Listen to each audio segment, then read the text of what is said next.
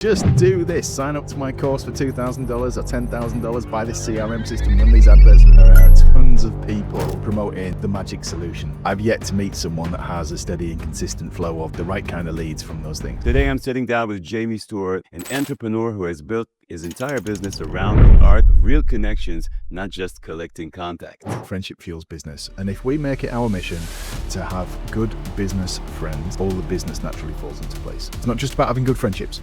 We have to know how people can help us. And then that will open doors for you with other people. And it's really understandable why it's the secret weapon of the best entrepreneurs around. We should be interested rather than worrying about being interesting. And this is what you're very good at, asking good questions that gets me to open up. If you want your business to scale exponentially this year without risking time or money on every new strategy, there's one skill you need to master, and that's building real connections with other entrepreneurs. Ultimately, all of our business comes down to one-on-one conversations. So if you're looking for new clients, you want to build a relationship with the right people. Instead of endlessly chasing leads, you're getting introduced to the right ones. Most people listening to this will be a mile wide and an inch deep. So if you're ready to master a low-cost, high-value strategy that actually works, the same one used by the top entrepreneurs, then stick around. Thousands of connections, very few real relationships. Everybody's in the business of servicing their clients. But in order to do that, we need to generate leads. And so none of us ever start business thinking, oh, do you know, one day I need to be brilliant at lead generation. We start a business because we've got a passion for something. And then we find out, actually, this is a bit harder than I thought. I need to generate leads. I'm going to have to start doing some marketing, and we might try all sorts of different things. And there are tons of people promoting the magic solution. Just do this. Sign up to my course for $2,000 or $10,000. Buy this CRM system, run these adverts. I've yet to meet someone that has a steady and consistent flow of leads, the right kind of leads from those things. And yet, when our backs are against the wall, what do? When we really need something, we pull it out of the bag, usually because we ask someone for help. And that is what I help people to do, to surround themselves with the right people, build a great relationship with them so that they just do this on autopilot. And it makes all the difference. So I talk to people about building a network. We all need to build a network. We all have networks. We have a social media network. We have a network of clients, former clients, people that we've worked with. But we don't have a great relationship with some of those people. And if you have the mindset of, I'm going to build a great network to help me, it doesn't need to be many people. But it's a mindset change. So for example, most people have got a social network. If I talk about LinkedIn, most of us, if we're in business, we're on LinkedIn. That's how we've been messaging each other. And we've all experienced somebody connecting with us and sending us a pitch straight away. Now, on LinkedIn, it's faceless, isn't it? I'm not going to take it personally if I send somebody, and I don't do this, but if I send somebody a connection request and then send them a direct message as a pitch straight away, I don't really feel rejection if someone just ghosts me. We've all been to a networking event, though, of some kind. It could be a business event, could be a conference or an expo or a mixer, and somebody walks up to us and they just want to pitch us. I'm not talking about that kind of networking. I'm talking about building relationships with people. And I think a lot of the times people want that. I explained this to you, didn't I? I say to people that we're in the world of business dating. In our personal lives, we don't generally go on one date and get married. There is always going to be someone that says, yeah, that was me and I did that. But generally, we don't go on one date. We go on multiple dates and we build a relationship with someone that ultimately, over time, leads to knowing each other well enough that somebody asks the question and then we get married. But there's been various milestones along that way to build that relationship to that point. In business, we need to do the same thing. And our strapline is Friendship Fuels Business. So we help people build good friendships with people. The weird thing is, when you've got a good business friend, if they ring you up and ask you for help, generally, you'll down tools on the paid work that you're doing to stop and help a friend for nothing to help them out. And that's the kind of relationship that I'm talking about. So if one of my friends rings me up and says, Jamie, can you help me with this? I might be in the middle of some deep work. And if they're telling me that they're in trouble in some kind or they need my help and it's easy or within my means to do, I'll stop what I'm doing to help them. It's systemizing that. So the high level view of this is that we build a brilliant relationship with the right kind of people. If you think about the client that you service, there are lots of other people that also service that client. Now, if I take an easy example, might be someone who's getting married. So if they're the client, and let's say that I'm a wedding photographer. So there are lots of other people involved in looking after the married couple or married couple to be. They'll need a venue. They need rings. They'll want a honeymoon. They'll want dresses and suits and a car and flowers and catering and all these different things, stationery. There's the stag do, the hen do, or the bachelor party, all of these things that go on. So all of these people look after that client, the bride and groom to be, and don't compete with each other. So if I'm the wedding photographer, and I might be a very specialist wedding photographer that only deals with a certain kind of people, there will still be other specialist people who deal with the same ideal client as me. So you can build, now the trick is to build a relationship with some of those people who service the same ideal client as you. So regardless of your niche, there will be other people who have the niche. Now you might not know them. If you've got a client that you've worked with in the past who is your dream client, you could just ask them, who are the other people that you work with? Who are the other suppliers or partners or people that service providers? And your dream client could introduce you to potential referral partners. Now that's the start of it. So that answers one part of it. So if someone says, no, I can't, I'm too niche, you're not the only person that looks after that ideal client. So there will be other people. That's only part of it though. You've got to build a relationship with these people. So let's say you and I are both involved for the purpose of this, and we're not, but for the purpose of this, we're involved in the wedding industry.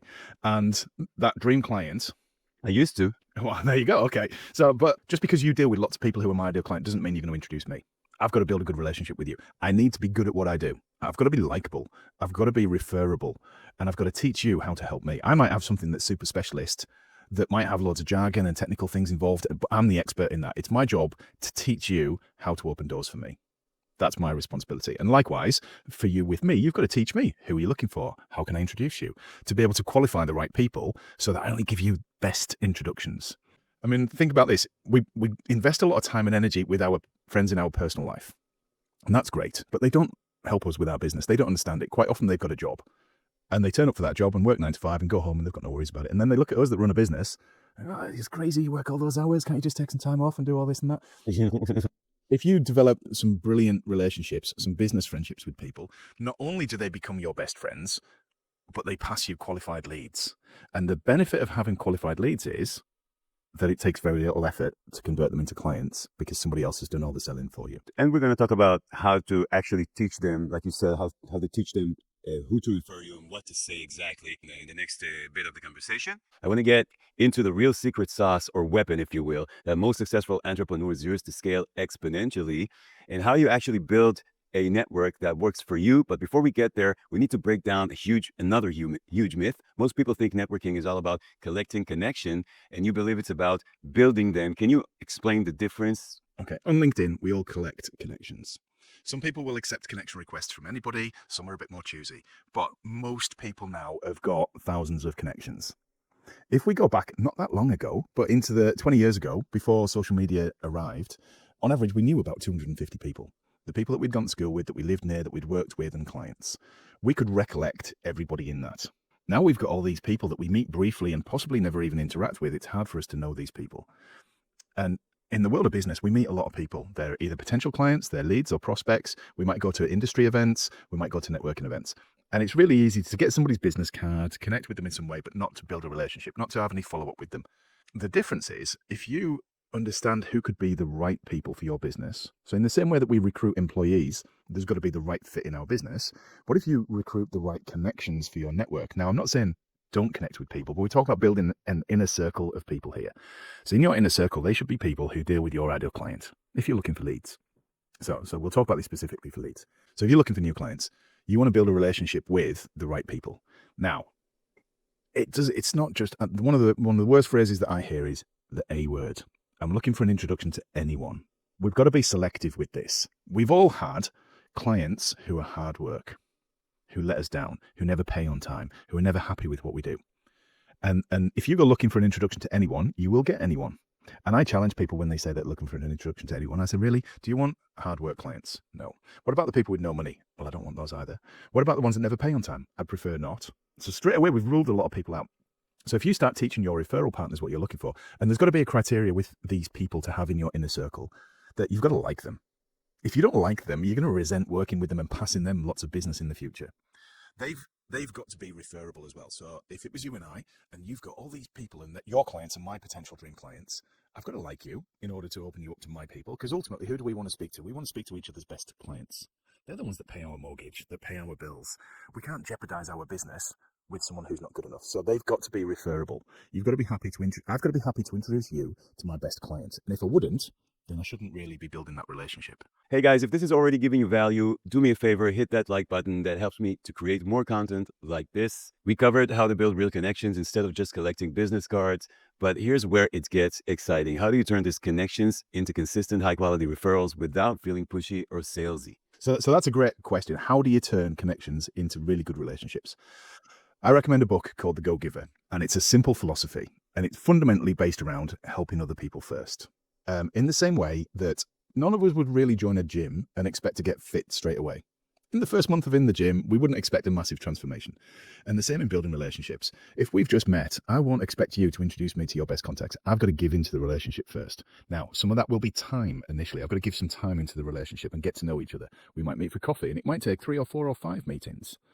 One of my best referral partners in the past, I didn't actually like the first time that I met. And he kept asking me for a meeting, let's have a meeting. And we met in a pub and had a beer. And over a period of 3 months and 4 or 5 meetings, I actually found that the person who turned up to networking events was a bit of an act.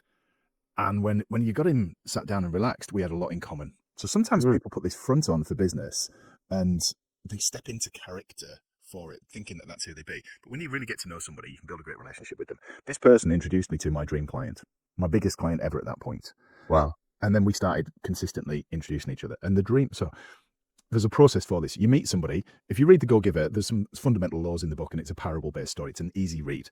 One of them is about being authentic. Like you said, when you sat with him, then you discovered his true nature, which you didn't bring to the event. But when you got to know his authentic self, you started connecting with each other. So at most networking events, people turn up and introduce themselves by name, job title, business. And if I say, hi, I'm Jamie, I'm a coach, and I coach people on this, this, and this, the person listening to it is going to go, I've already know some coaches. There's another coach, and they put us in a box. I encourage people to introduce themselves first by what they do outside of work. Hi, I'm Jamie. I'm a dad. I've got a dog. I've got 3 kids. I love to travel. I used to be a scuba diver. From that, somebody's going to find out if I'm their kind of person or not. It saves time as well, because if somebody doesn't like dogs and they don't like kids and they don't like traveling, then I'm not going to have a great deal in common with them. Now, there's more to it than that. I would go into a bit more detail, but when you then explain your bit, then we can find out if we're a match for each other or not. And I wanted to ask about that specifically, but I want to go back to the concept of being a go-giver. Can you explain why is it important to help others first and consistently offer more value than you expect to receive in return in order to build the right business relationship? Okay, if you get nothing else, why do we give to charity? Because it makes us feel good. We have a vested interest in it. Otherwise, we do it because we want to do good, but it makes us feel good when we're doing that. When I help you with something, even if nothing else happens, it makes me feel good that I'm introducing to someone that's going to be useful. You probably fix a problem for somebody else as well. So there are 3 people involved in the relationship that when we pass introductions. So the person, if you pass me nothing back, the person that I'm introducing you to, you fix their problem. They know that I've made that introduction. I fixed their problem. So if they're an existing client or connection, they know that I'm a key person of influence. We all like to know those people that are really useful, that know the right people. And I've made it my mission to be one of those people. So when somebody has something that they're stuck with, quite often they'll say, Jamie, who do you know that can help with this? Now, if they're clients, they want to carry on being clients because I keep fixing problems for them in that way. And anybody can do this. So giving into the relationship first. We've all met those people who just want to take. Hi, do you want to buy my stuff? Can you do this for me? And they're not necessarily a long-term fit if all they want to do is take from the relationship. But to be honest with you, sometimes those people are good people. They just don't know how to connect with other people when they're in a business situation. Yeah. And you can take people on a journey. That's why I say you've got to connect with the person first. Right. If you've got the same hobbies, interests, values, then you can bring them on a journey with you on the business side of things. And I usually find I'm up here in terms of relationship building, and some people will go, why does he want to help me? What does he want from it? And I'm just doing it because I like somebody generally. And if it's within my means to help somebody, I will just do it. And I sent somebody a copy of The Go-Giver once, and they didn't read it for 3 months. And Ailsa, she's called, she read it eventually 3 months after I sent it to her, and she was like, now I get it. There's 2 sides of the passing referrals coin. It makes me feel good by passing it. And the flip side of that is you benefit from the introduction that could be a client. But unless you're prepared to receive, I can't give. So that's a key part of it. And you've got it. I just enjoy giving referrals. If I'm a person that usually you say like a taker, a go taker, as someone who's just doesn't know that secret weapon, what's my first step in changing that? Think about the joy that you get from helping people. I think we naturally want to help other people. We are social beings. We don't live on our own. We live in communities of various different types. And I think more than ever now, since COVID, we are craving community, craving being part of something. And one of our brand values is PLU, people like us. So when you surround yourself with PLU, they get you, they understand you, they become really good friends. And if those PLU are the people who deal with the same client as you, we're not asking them to do any extra work. So for me, if I meet you and we deal with the same clients, I speak to my clients all the time.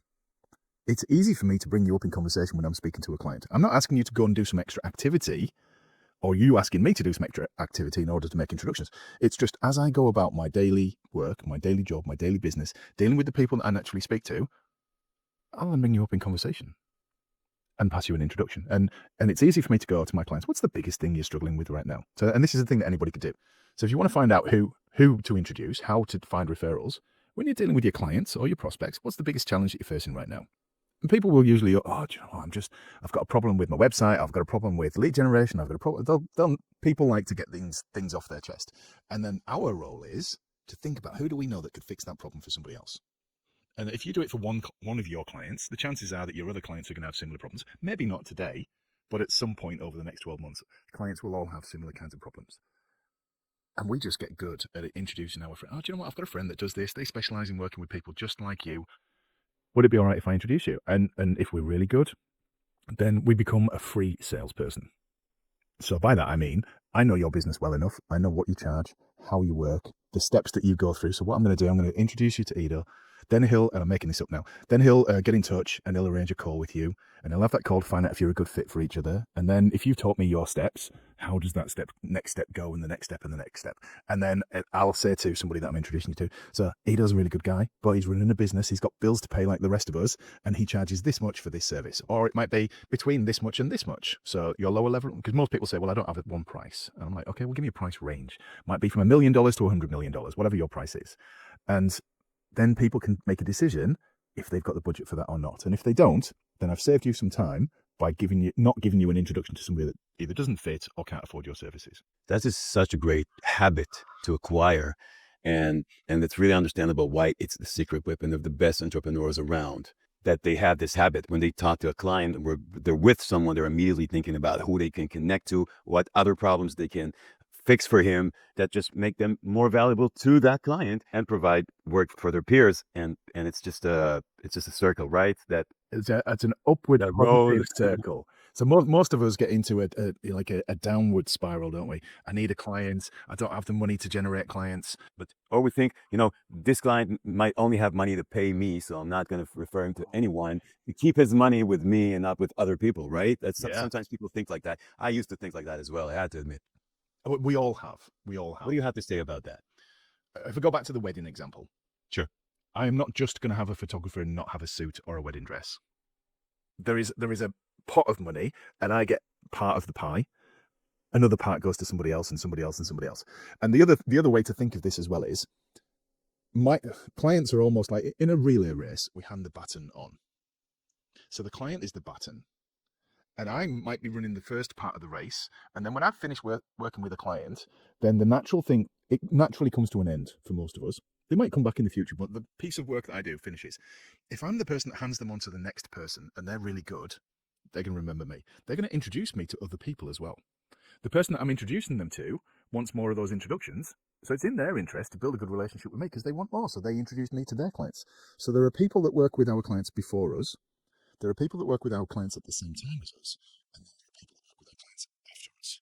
They're all the referral partners. That's such an eye opener, Jamie. I have to say, because I'm used to teaching and thinking. When you finish getting the client the result, think about what other result you can provide for him. Upsell him. Don't just stop there. But you're not saying you can expand your whole operation with other vendors, with other people that can help this client, and he stays in your realm of help. And that comes back to you in referrals from those people. And of course, the client can come back to you. I'm on fire right now. I have so much work to do. Oh my God. So and you're right with that. It can feel a little bit overwhelming because for such a simple concept, all you need to do is pass referrals to receive referrals. When you start breaking it down, there's a strategy with it. And a habit. You touched on that a minute ago. The next book that I recommend to people is Atomic Habits. Now, I read this Christmas before last, And I read it over Christmas. I usually try and pick one book that I'm going to implement the following year. I listen to stuff all year round, and it's easy to listen but not take action. So I wanted to study Atomic Habits, specifically to habitize referrals. So in 2024, my goal was to pass one good referral every day. So I read up on Atomic Habits because I thought, like this morning, did you have to think to yourself, oh, I must remember to brush my teeth today? No, you just do it. It's a habit. There are things that we do without thinking about. It happens on autopilot. And I wanted to do that with referrals. The interesting thing last year was, now I've always passed referrals, but there were more, oh, I've met you, we've had a conversation, I'll go and do it. I wanted to be proactive in doing it, but I wanted to do it without having to think about it. So I did it every day. So I tracked it for the first couple of months. By that point, it just became a habit. I either did one a day or two and sometimes none, but by the end of the week, at least 5 a week. Nothing happened in January, nothing different. Nothing happened in February. Until the end of February, somebody introduced me to somebody, passed me a referral, and I bought a business as a result of that. And it was an amazing opportunity. I carried on passing referrals. I didn't stop. And this is what sometimes happens. That people do it for a while because they're going networking, but then they stop when they get clients. I just wanted this to happen consistently. We don't stop posting on social media, do we? If that generates leads, we carry on doing it. But I see people sometimes, they go networking to get leads, to get clients, and then they get busy and then they stop doing the stuff that got them busy. We see it in health and fitness all the time. I need to eat clean and exercise, and then they hit their goal and then they stop and then they go back to how they were. I didn't want that. I just wanted to build the foundations and keep doing it and doing it. So last year I got to the point where I was receiving too many referrals. Now, I never said no. I just had to work on my process of how I deal with these and start to categorize them. So I systemized the whole thing. But the best thing for me was the impact that I made for other people. And in return, their way of thanking me. And it's not always the same person. This is where the law of reciprocity comes in. You just do enough good for other people, others will do good for you. And it changed my business last year. I really hope and I believe that by the end of this conversation, whoever listens will have the motivation to start this habit. Because like you said, it's a habit to post on social media. We have a lot of habits that we need to acquire, and we think, okay, that's another habit. And acquisition is not an easy thing to do. But after this conversation, I hope people will understand that that's one of the most important things they should be doing. So let's talk about something a lot of people struggle with, Jamie, which is how to introduce themselves. Whether it's in a social event or in a networking space or even on social media, you touched upon it before. Many entrepreneurs just aren't sure what to say. More often than not, they either say the wrong thing or they avoid the situation altogether. And I hear it all the time. I'm just not good at that. But then I saw what you talked about before. I saw how you introduced yourself on LinkedIn. And I really liked it. It really caught my attention. You shared personal details. You even shared a near-death experience, right? So, and you did all that before even mentioning about what you do. So first, can you share what happened there? All right. And your death experience, and why did you choose to include something like that in your introduction? Okay, so I'll tell you a football story in a minute, or a soccer story that relates to this. People connect with people; they don't connect with job titles. When ultimately all of our business comes down to one-on-one conversations, and people are deciding if they like us or not. There are some things that we buy because of the brand, like Apple. Can you say that line again about the one-on-one? Can you say it again? I think everyone's looking for a magic solution where I just do something and it generates loads of leads. Ultimately, it comes down to one-on-one conversations where you and I meet, you explain what you do, I decide if you're a good fit or not. Ultimately, I'm deciding if I like you or not. And if you can get people that introduce you to the right people, it saves you a load of time. If you run an advert, you've no idea if they're the right fit. So while adverts are great and it's part of the marketing mix, they're different to referrals. Because with referrals, if you're going to introduce me and I've taught you the type of people that I want to speak to, part of that is going to be values led. So Jamie's a nice guy, he's a dad, he's a people person, he's a dog lover. He used to be a scuba diver. Now I know that you used to be a scuba diver. We'll go back to football. So I mentioned football before. So I've just come off a networking event now I'm in the UK, we've got some online events that we run in Dubai, and I met this guy from the UK who's moved out to Dubai. And he's introducing himself, and he's saying, I used to be a semi-professional footballer or soccer player. And while he's talking, I had looked at his LinkedIn profile because I know somebody that's a semi-pro footballer who lives out in Dubai that runs an academy out there. And I thought, he's a great fit. Purely because he mentioned football, I straight away thought, right, I'll introduce him to Liam. Now, I looked on Tyrese's LinkedIn profile, and there was nothing about football on it at all. And I said to him, why have you not got football on there? Because people want to deal with people like us. And if you've got that thing in common, then if I'm reading it and you had scuba diving on your profile, I'd go, oh, he must be like me. He's my kind of person. We've got something in common. I might never even mention it. but people like to deal with people that they've got things in common with. Why do we always crave people? We can hear an accent, can't we? If we're on holiday somewhere, we hear someone that's got an accent from back home, we'll probably strike up a conversation with a complete stranger. People like to deal with people that they've got things in common with. I have to say, first of all, both those stories were very interesting. And you're an amazing storyteller. You're just amazing at storytelling. But many people feel they're not interesting enough to stand out in networking. So what do you say to them? Okay, when I'm networking, usually I don't do a lot of talking, believe it or not. And like, this is why I love guesting on podcasts, because I've got all the pent up conversation in me that I want to get out. But when I'm Use the networking, platform, blow up. But when I'm networking, I'm usually just asking questions of people. So there's a phrase that I heard, and I can't remember where I heard it to credit anybody for it, but we should be interested rather than worrying about being interesting. And this is what you're very good at, asking good questions that gets me to open up. And what do we do when we talk? So when somebody asks you questions, I get to talk about my favorite subject, which is me and my past and my background and my hobbies and my interests. So people light up with that. And the best conversationalists are well known for being good listeners. And if we get, and my goal when I go networking or when I'm networking is to just meet one person that I hit it off with. Meet one person. There might be 20 people, there might be 100 people. Who's the one? Because like you, I don't have a lot of spare time. So I don't want to collect 20 business cards or 20 connections to then go and have 20 meetings, because it never happens. I used to do that. I used to be that person. I don't think I've got it in my drawer. Oh yeah. I used to be that person that would have one of these in my drawer, loads of business cards. And this is old now. So this is about 5 years old, this stack. I threw loads of them out during lockdown. I was like, why am I keeping all these? So I don't want to be that person that collects connections. I want to meet the right person. And if I ask enough questions, I'm going to find out if someone's the right fit or not. They're going to enjoy that conversation. Like, I had a brilliant conversation with Jamie, but I don't actually know much about him.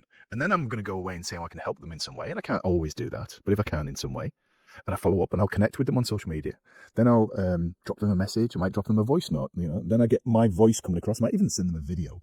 And then they get to see me, and then that locks that in, and then I'll follow up on something. Then I'll set a meeting with them. And if you and I are someone that could pass referrals to each other, it's going to take more than one meeting, more than one date, business date. So we're gonna have a number of meetings in order to build a relationship, a business relationship that helps me understand you and how I can help you. And the more that I help you, at some point, if you're the right kind of fit, you're going to do something to help me back. Now, that's not the only reason that I pass introductions. I just love to help people. I run a whole business on this. And it just spreads goodwill. I don't have to come out and be the most interesting guy, the center of attention. Everybody's, circling me just to listen to what I have to say. No, it's about being interested in other people. It's about being a good listener. It's about asking the questions, not answering the answers, right? And that makes people look at you and say, well, this guy's really interesting. You were the one who was doing all the talking, but you think this guy's really interesting because you're kind of listening to yourself the whole conversation. Let's just wrap up the key to making your introductions feel more natural for you and more memorable for the people you're meeting. So the key ingredient. You've got to be able to explain yourself quite concisely. So I help people win more dream clients. That's what I do. I help people win more dream clients. Now, it depends on the conversation. You might then go, how do you do that? So it opens up a conversation. Then I'm okay to explain. But there's enough, you need more clients, you need to speak to Jamie. I don't explain about networking or referrals. I just help people to get more dream clients. Now, if someone says to me, what you're looking for, I can describe the type of person that I'm looking for. And I avoid the A word. So I don't say anyone, because I don't want anyone. I explain mine isn't a niche or a sector. It's a type of person. So I would say to you, who are the people that you know that run their own business? They're nice people. They're ambitious. They're people. They're very driven. They invest in personal development. They're probably family people. More often than not, they're pet owners. They're my kind of people. They can sometimes be a little bit, that's it. They can sometimes be a little bit, in the UK, we say Marmite. So Marmite is a love-hate product. And so because they're so driven, sometimes they can be very direct but you scratch the surface and they've got all these traits. They've probably hit a ceiling of some kind, a glass ceiling, and they're stuck right now. So if you like them and they're your kind of people, they're probably my kind of people. And I help them get past that glass ceiling.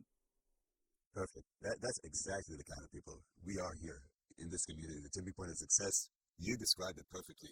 It's good that I have that recorded, actually. I'm going to listen to it a few times.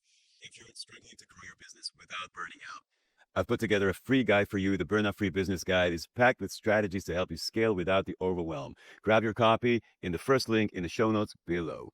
All right, we've covered how to build real connections, Jamie, instead of just collecting business cards. Also, how to introduce yourself properly. But here's where it gets exciting: how to create a referral engine. and turn those connections into consistent high-quality referrals without feeling pushy or salesy. So let's talk about a referral engine. Jamie, one of your key strategies, referral partnership. So what's a referral partner? How can I get one? Some people listening to this, you might have somebody that regularly passes you some introductions. There are two types, I think, of referral: reactive referrals and proactive referrals. Now, when I first got involved in networking, I thought I had a referral partner. At the time, I ran a social media business, and this guy would regularly, once a month, introduce me to somebody that became a client. I thought, this is great. He's great. He's generating referrals for me. What was happening was, when I dug into it, somebody would say, and I managed his social media. So someone would say, you do a great job on your social media. It looks really good. It's consistent. It's generating business from you. Oh, I don't do it. You just need to speak to Jamie. So he was just reacting to people. So if nobody ever asked him that question, he would never have passed me any introductions. Proactive referrals are where he knows what my ideal client is, and he then brings me up in conversation rather than waiting for somebody to say, do you know anyone that can help with this thing? So if he knows so I probably need to teach somebody, so this is what I do with the people I work with, what are the pain points that somebody might have? Because they might not go around going, in my case right now, oh, I need some training on how to build a network and get consistent referrals. They might say things like, oh, business is tough right now. I've hit a plateau and I can't get through it. They might have lost their mojo for their business, so they're just not having fun. They might not be showing up the same way. They might not be taking a family holiday or vacation. They're like, oh, I'd love to do that. I just can't afford it. So those are the things that somebody could then say, oh, if you're looking for more clients, that would fix all of that. Let me introduce you to Jamie. And if they know the right kind of people to do that. So my job is to identify the people who deal with my kind of clients. And then we start to get to know each other and build a strong relationship. Their job, and they generally don't know it, so their job is to teach me how to help them, and my job is to teach them how to help me. Can you break down that process? Can you teach me how to help you? How to be a proactive referral partner instead of a reactive one? Let's fast track a little bit. So let's say we've become referral partners. We would meet on a regular basis. So we're not talking about once in a while we bump into each other. We are best friends in business, and we WhatsApp each other and we voice note each other and we have calls. And every time I'm dealing with a client, at some point in it, I'll bring you up in conversation. Now, when we meet, I'll say to you, right, let me tell you who I'm going to speak to. So how often has this happened? Have you ever come across somebody and they go, oh, do you know what? I was with a guy yesterday and he would be a great person for you, and I just forgot to mention you. I should have done that. Like, hindsight is a wonderful thing, isn't it, when it doesn't get us any business. Right. What if we become proactive and I say, Ido, I'm going to be meeting these people over the next couple of weeks. Let me tell you about this one. I think he'd be a good fit with you because of this, this, and this. And you go, I've worked with one of them before. He's probably not. What's the next one? The next one. So then I go with an approach. And if, I don't know, let's say I'm meeting an electrician next week and you go, oh, right, so electrician's perfect for me because I've done all this work with them. Here's a story about one that I've worked with. So I can turn up for that going, I was chatting with a friend of mine the other day and he's worked with somebody. Do you have this problem in your business? And they go, oh my God, yeah, that's the biggest problem I've got right now. And then I explain, so let me introduce you to Ido because he can do this. So we're working together. In the olden days, we would have had a little black book, wouldn't we? Before smartphones, we used to have an address book and we would have had a paper-based diary. And I would have got my diary out and said, right, we would sit side by side. Here's who I'm meeting. Which one do you want to meet? It's even easier now with Zoom because I can open up my electronic diary with you. I can open up my LinkedIn connections and screen share and show you. And if you say to me, and this is about being really proactive now, so you might say to me, and LinkedIn is brilliant because it's more than just our address book, is it? There's thousands of people in our LinkedIn world. Sure. I've got to give you the words to search for on LinkedIn. So here's the thing. Let's say, what would be an ideal client for you, Ido? Give me an example. You just described it. What role might they have? So pick one job title or business. One job title or business. Let's say coaching business. Okay, perfect. So if I was you, I'm thinking about my employees actually. So I'm thinking about referring employees to me. Okay, perfect. So not clients. But let's take coach as an example. They might, for argument's sake, let's narrow that down a little bit more. They might be a business coach. So I would then open up LinkedIn, and anybody doing this can do this. So open up LinkedIn now, and in the search box, type in business coach and hit search. That will show you hundreds of thousands of people in the world on LinkedIn who are business coaches. Let's filter that a little bit. LinkedIn is brilliant for filtering. So I really only want to introduce you to the people that I know. So I'll click on people and then I click first. And then that shows me all the business coaches that I'm actually connected to.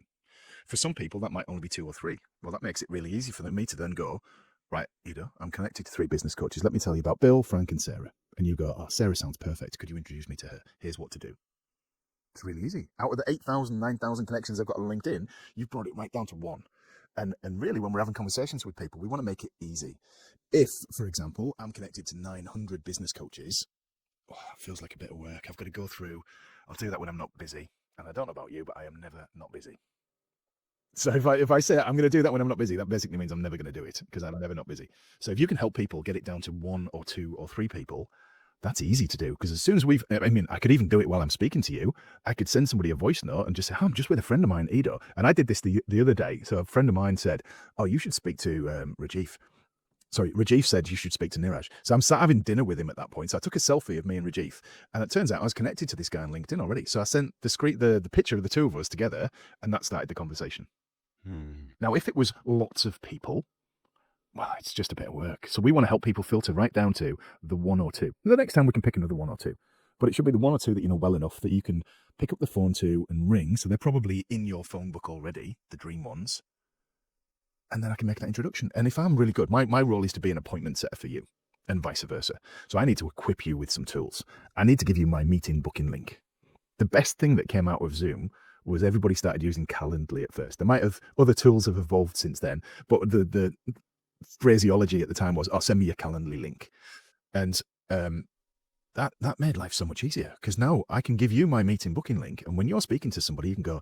The worst outcome for me is that you just send an email introduction, and when someone receives it, they look at it and it goes blah blah blah blah blah blah pitch. That's what it feels like when we receive an email. We don't get excited about receiving an email, do we? But if you're speaking to somebody and you go, oh, it sounds like you need to grow your business. Let me tell you a little bit about Jamie and how he helps someone just like you. This is how he works. This is what he charges. This is the potential return on investment you might get, because I've given you an example. Do you want to meet him? Yes. Can you afford to work with him? Yes. Right, I've got his meeting booking link here. When would you like to meet him? And if you're a side-by-side, you just show me that or you send it to me, but you get me booked in at that point. And then you drop me a message or ring me afterwards. Jamie, I've just been speaking to Paul. He's a great fit for you. Here's a bit about him. Here's why he's got this problem and you can fix it. And you're seeing him tomorrow at 3:00. Sounds like a dream. Also, it sounds like you really need to develop and nurture that relationship with your referral partner. So you have those conversations and you feel and you know him and you know how to refer him, you know what to say, how to sell him.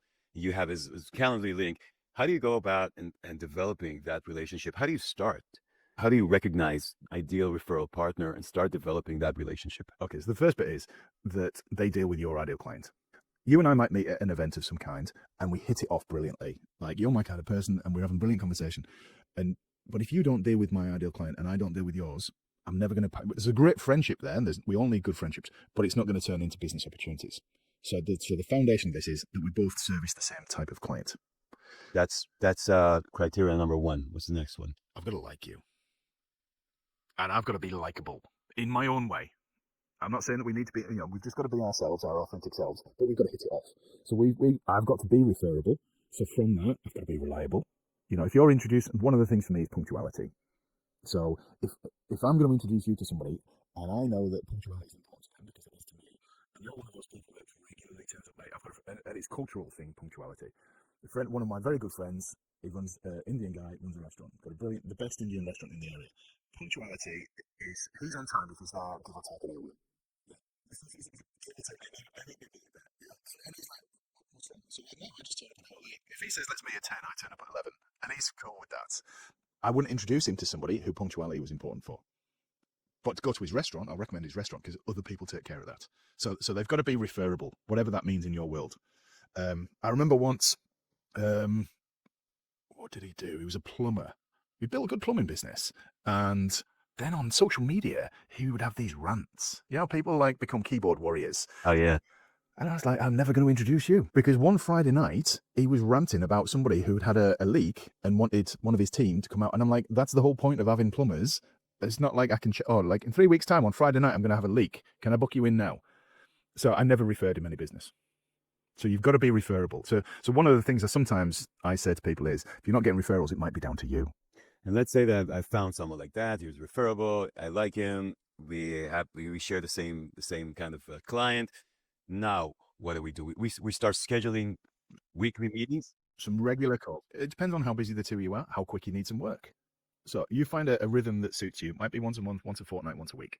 Might be that you spend a few hours together. Like you and I would probably just hit it off straight away and then go from just meeting to really knowing each other quite well in a short period of time to then, if you give me some, we've got to train people. I mean, I run training courses on this. So this is the high level view of it. I've got to equip you with some stuff to help me. So you need to know what I'm looking for, how to bring me up in conversation, what I charge, and how I work with people. So you've got to be open to learning that. And there are some people that they feel like they know everything. I'm too busy. And I'll say to people sometimes, you'll know some people that never reply to your texts or your WhatsApps. They never get back to you unless they actually just want something. And they know everything. They're not going to be good referral partners. You want somebody that's like, let's meet. Okay, that's great. And we both turn up on time. And then we agree some actions. In the corporate world, we would never go to a meeting without an agenda. We would never finish a meeting without somebody taking actions and setting the next date of the meeting. So in the business world, that is common practice. In the entrepreneurial world, all that just goes out the window. Oh, let's meet for a coffee. So people have coffee and a chat, and then there are no actions, weirdly, no results. So you've got to have a business. It's not a one-to-one, it's not a coffee, it's a business development meeting. In my world, we call them collaboration calls. How can we help each other? How can we collaborate? So you need to give some structure to it. And ultimately, I need to equip you to be a salesperson for me. You're not actually going to close the deal, although you might. If we get to know each other well enough, you might give me a link to book on a course, and I'll talk somebody through it, and they go, that's just a thing, and they sign up for it. I know people that do that. I've done that with other people. I've generated business for them without them being involved in the process.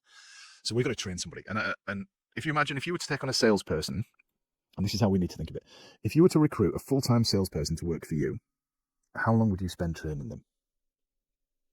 As long as it takes, if I think it's good, but it could be a month, could be 2 months, 3 months. So it might be that you bring them in the office, and the first week is an induction, and you're taking them through their stuff. Then you let them go out and try something, and you come back in and you get some feedback. But there's a training process there. Sure. With networking, sometimes people, they go networking, and at some events, you only get to do a 60-second pitch, and we expect people to go away and be salespeople for us. And then we get frustrated. Well, I've been networking, and I've been going for a year, and I've turned up every week, and I've done my 1-minute pitch. It's the stuff that happens outside of the meeting that builds relationships. And then they say it doesn't work, right? Networking doesn't work because it doesn't work if you do it like that. Yes. So networking events are a place to meet people. I encourage people to filter the people that they meet at those events, to find the ones who deal with your kind of clients, who are your PLU, that have the same values as you. Go away, build a relationship with them. Meet on a regular basis, help them to get what they want. And it can vary, because it might be that I'm overwhelmed with work right now and I actually need to build my team. And you introduce me to some people that can help with admin or scheduling or sales or building a website or whatever. Or it might be that I need clients. I just become your business best friend. And it might be that you just need to meet for a beer and have a rant.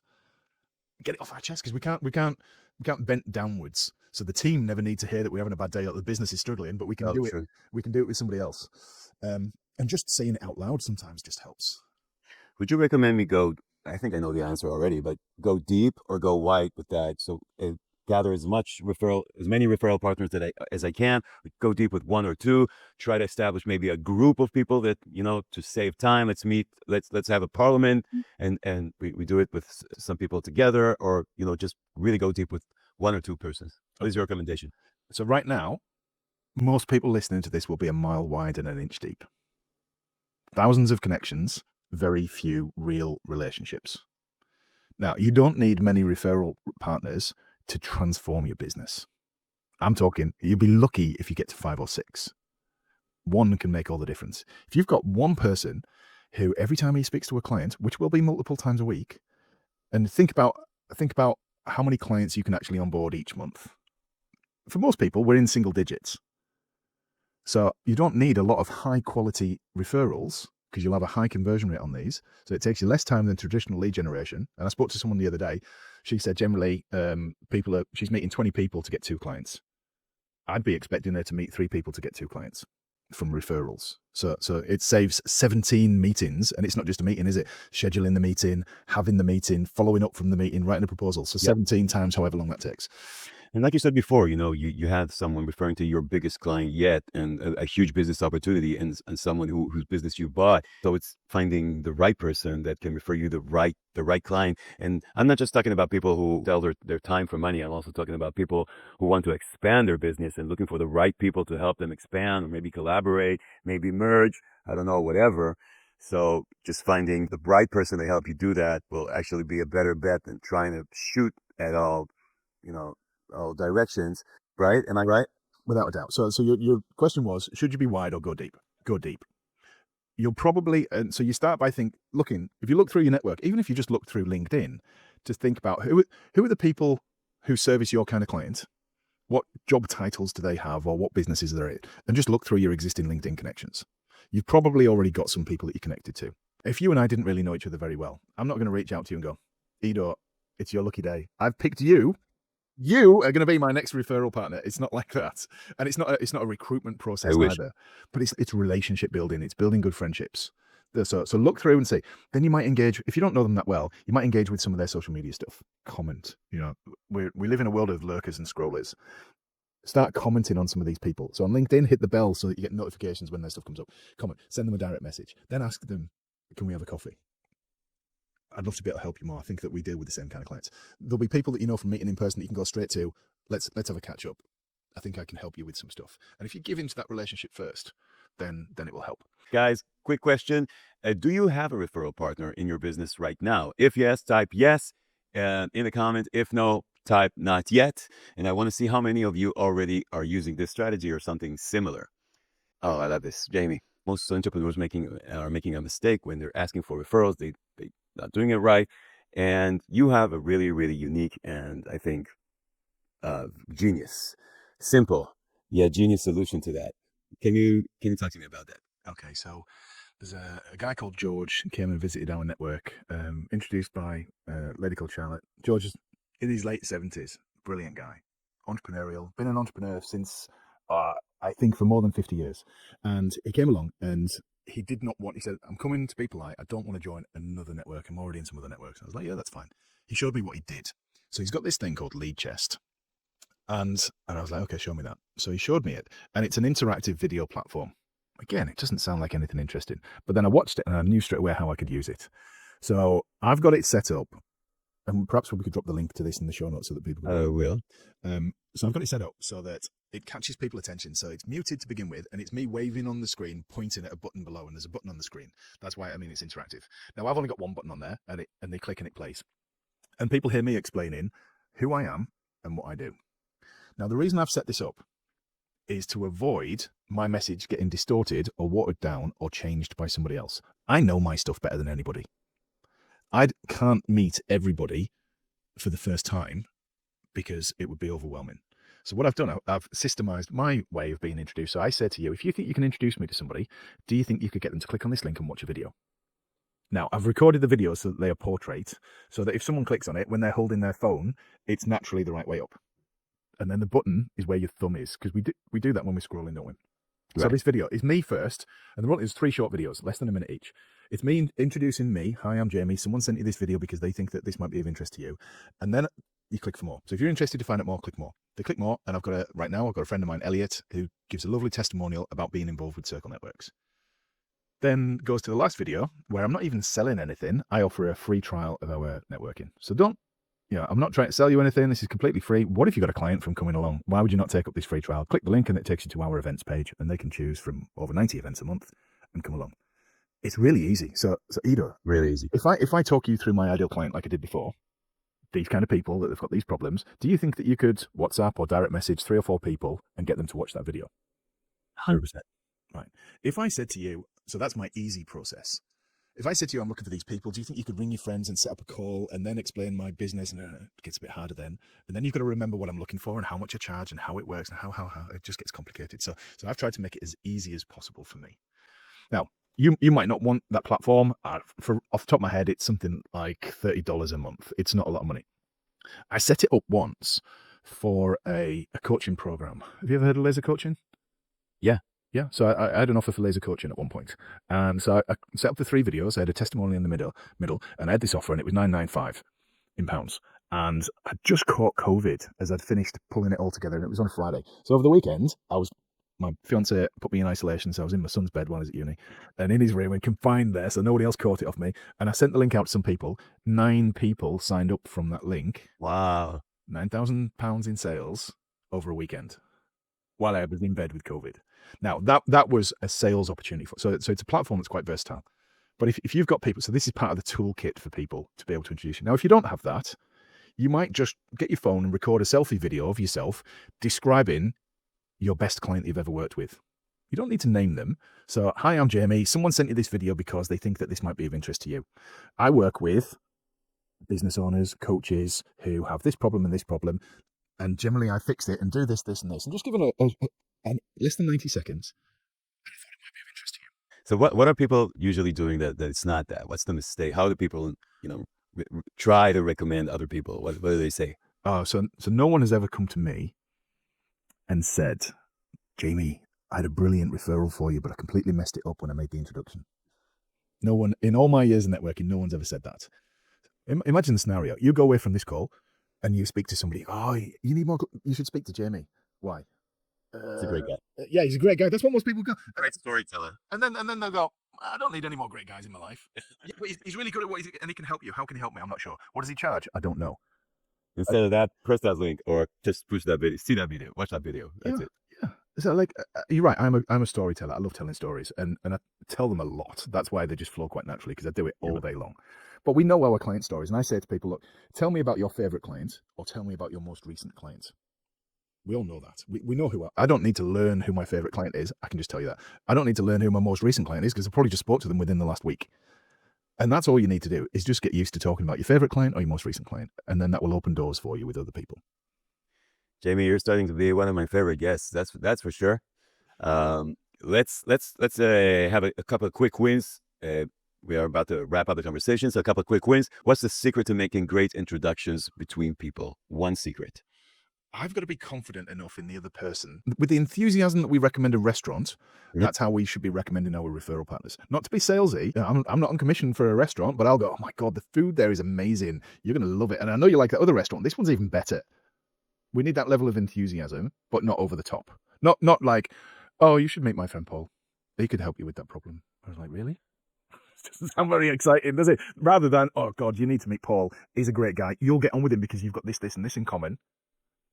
And he can fix that problem for you, and here's how he works. So we need to know the other people well enough.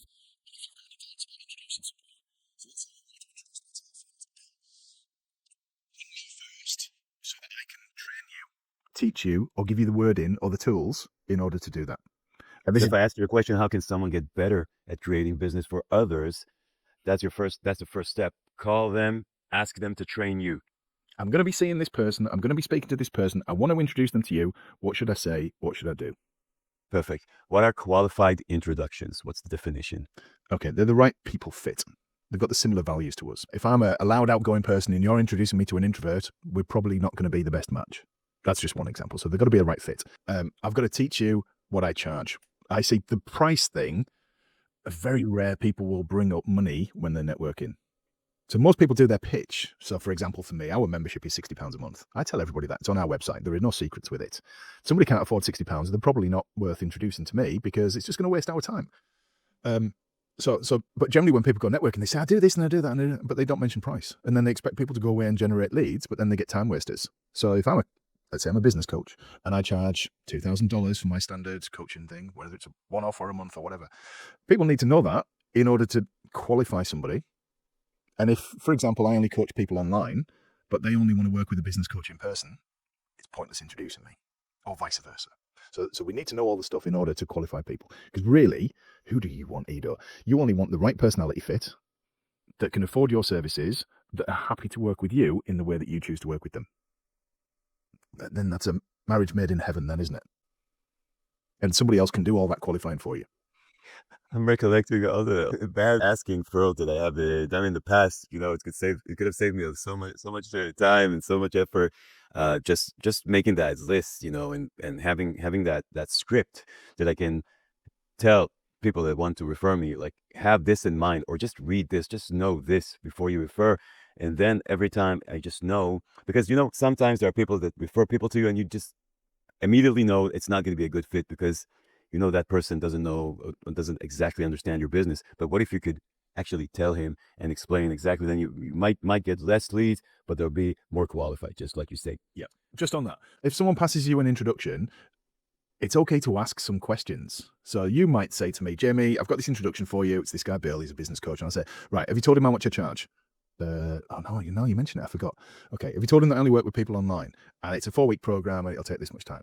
And if you say, no, I'll say, all right, before you make that introduction, just go back and check he's happy to have a conversation based on knowing that. Then that improves that introduction, that referral from there up to there, and potentially saves me an hour or two if they're not the right fit. Great. Amazing. Jamie, if someone is listening to this and wants to start applying these strategies right away, what's their next step? Get out your pen and paper and write down what your ideal client would be. That's the starting point. I meet a lot of people through networking and I'll say, what can I do to help you?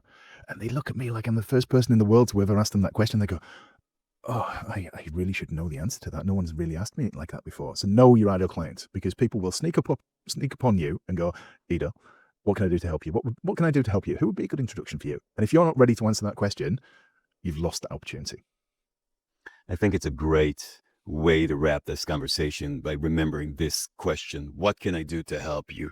Think about that. When you want to build a relationship, this should resonate in your mind, right? What can I do to help you? Yes. So our strapline is friendship fuels business. And if we make it our mission to have good business friends, all the business naturally falls into place. But we have to, it's not just about having good friendships. We have to know how people can help us. And the two don't always go hand in hand. Some people can be great at relationship building, but then they're a bit woolly, a bit vague, a bit wishy-washy. Oh, they've got this long list. Oh, right. So to help me, I need this and I need this and I need this. And if I'm a good networker, I've got my pen in my hand and I'm still writing down the first thing. When you're on the fifth thing, then I just stop writing. And I don't say, Ido, I'm really sorry.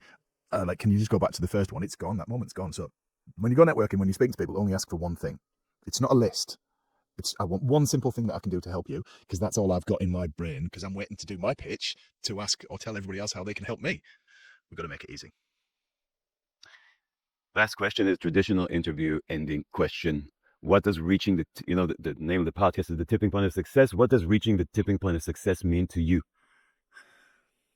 So the reason I left corporate life to start my own business was so that I could be around for my kids, because I used to leave work 6:30 in the morning, get in at 6:30 at night, and missed out on a lot of the kids growing up.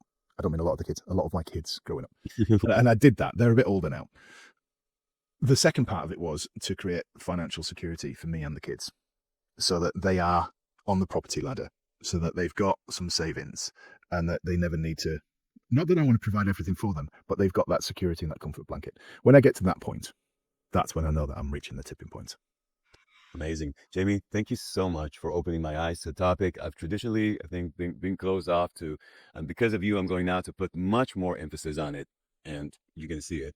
And I know our audience will too. I truly appreciate you sharing your wisdom, your experience with us today. Thank you so much for being here, Jamie. I've loved it. It's my favorite topic. Why would I not enjoy this? And you're a great interviewer. Hey guys, before we wrap up, I'd love to know, what's the one thing you're taking away from this conversation? Please let me know in the comments below. And if you found this valuable, hit the like button and subscribe. That helps me bring you even more great guests and insights. If you're looking to scale your business without burnout, grab the free copy of the Burnout-Free Business Guide. It's packed with strategies to help you grow without feeling overwhelmed. The link is below. And if today's conversation resonated with you, I've got the perfect next step. Check out my interview with David Hensel, where we deep dive into how to transform your business culture, stop micromanaging, and build a thriving team. Trust me, you don't want to miss this one. Watch it here.